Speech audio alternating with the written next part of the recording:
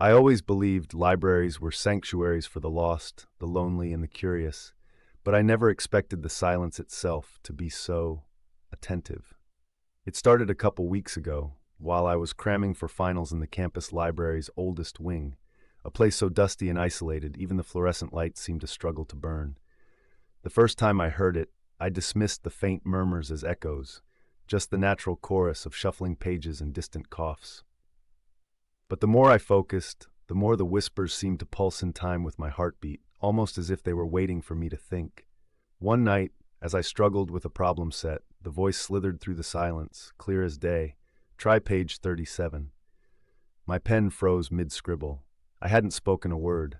No one was near. But I flipped the textbook anyway, and there, circled in red ink, was the exact formula I needed. I convinced myself it was a coincidence, a trick of exhaustion and caffeine.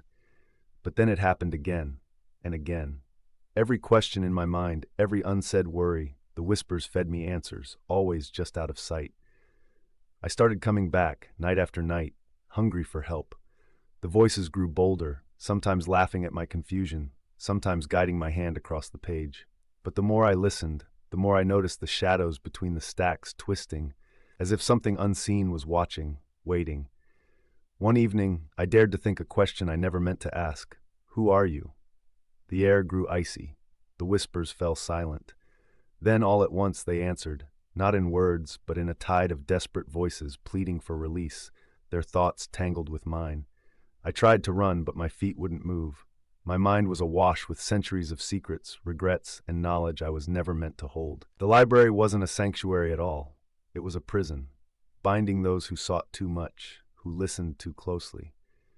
Now as I sit frozen at my desk, I can only hope someone else will hear my whispers, echoing through the stacks, begging them not to listen.